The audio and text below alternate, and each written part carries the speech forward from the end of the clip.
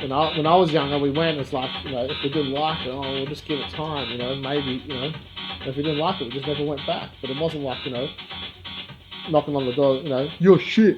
So we were just eager to hear something completely different each week.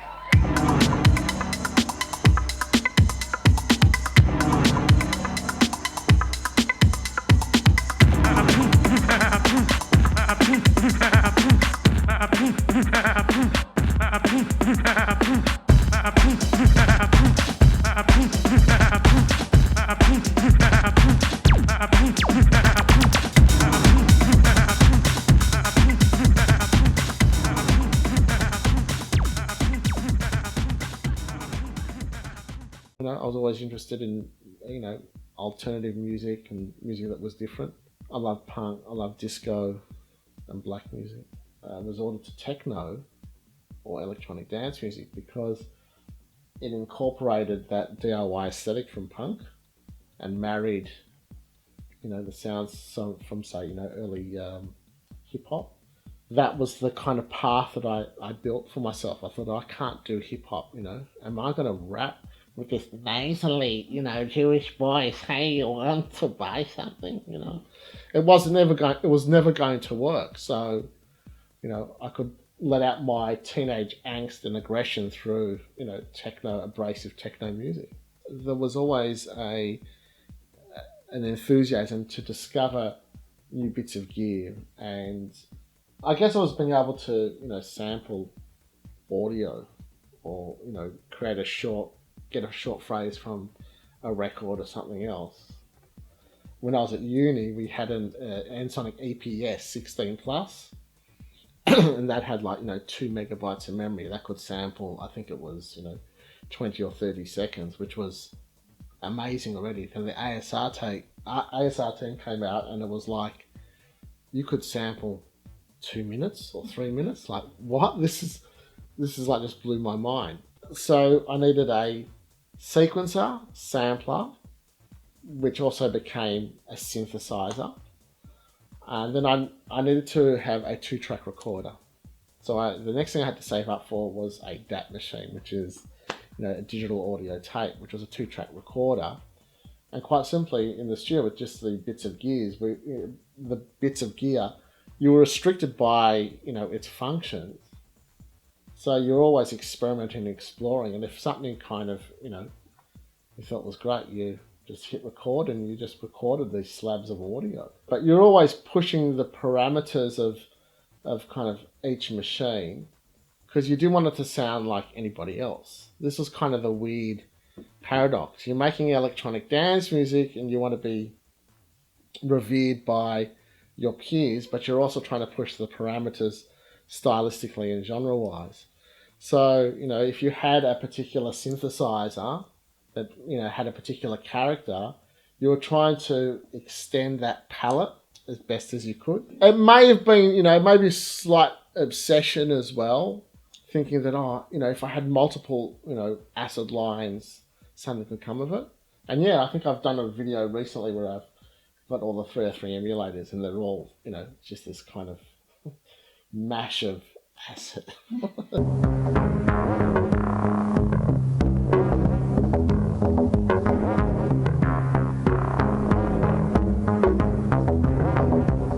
This overload of acid. But did I extend the sound of a 303? I don't know. Probably not, because it has a very distinctive sound. My process is, producer as composer. So the studio is my instrument. It's not, I've got a 303. That's not the instrument. It's the 303 with everything else. The way I compose is all in real time, and it's not just something that actually makes a sound, but it's also things that manipulate events over time. Also informs the sound as well. Sometimes I like that piece of technology to almost drive itself. Sometimes I do want to extend that palette or manipulate it. So there are times I go, oh, geez, I just wish I could just extend this. I want to change that sound. I'm almost there. there are all these considerations, but no, I don't come out with saying, oh, I have to use this or I have to use that. It's I'll put a couple of machines together and see what happens.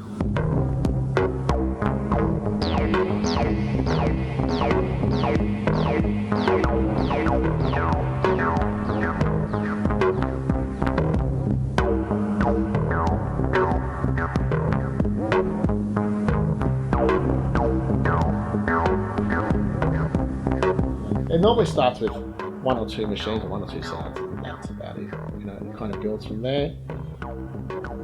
So much, equipment here that how many sounds can one hear at any one time? So you kind of build it up, and then it's a process of elimination. And then what you kind of started thinking that you wanted to do or you had an idea for ends up being something completely different. I guess one of the oldest things would be my original 303. Because I don't have my original ASR 10, I sold that, although I rebought it 3 or 4 times. I bought the ASR 10 3 or 4 times. So my original 303 and the 101 would be the two earliest purchases, I think. Then from there, 909, I think then I bought a computer. And the computer was really just a little Macintosh, and that was just for sequencing. There was no audio manipulation. And then I just kind of kept buying stuff. I wasn't continuously buying things. It was just, this is a snapshot of 20 plus years. So it wasn't like every week I was buying things. I just couldn't afford it. I was a student. I was working part time.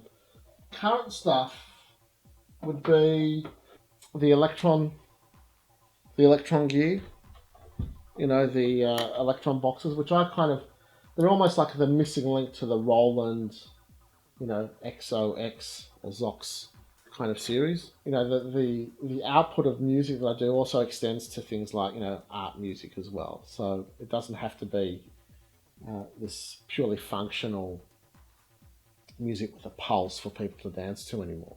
But now I'm old. And a little bit smart. Yeah, so I'm not worried about the kudos from the dance floor anymore. Doesn't matter unless I'm actually performing. I guess when I'm performing, I'm concentrating on keeping the audience engaged.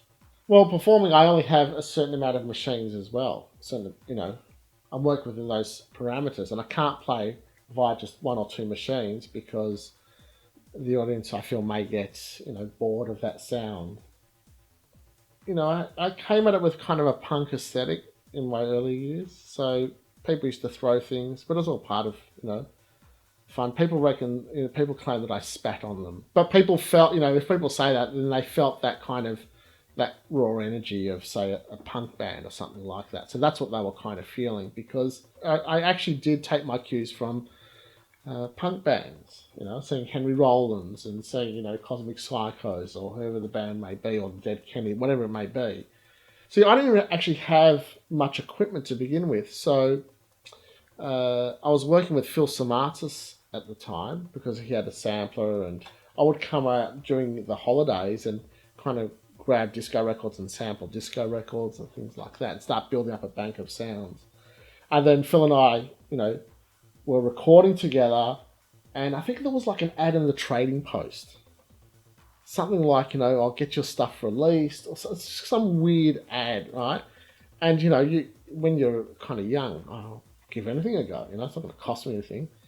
And spoke to this guy and gave him a demo on tape, and he went to, I think it was Popcom in Germany, which is like a trade show and an exchange.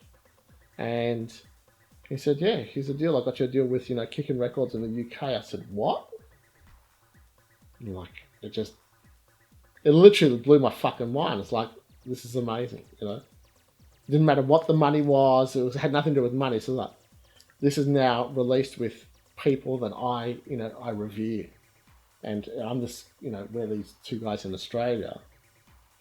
It's amazing. I was always doing this. This never went away. But with Acid Jacks, because I was working with Ant, it was more of a, we're working, via software as well. So we'll take stuff from here and then, and then we had stuff released,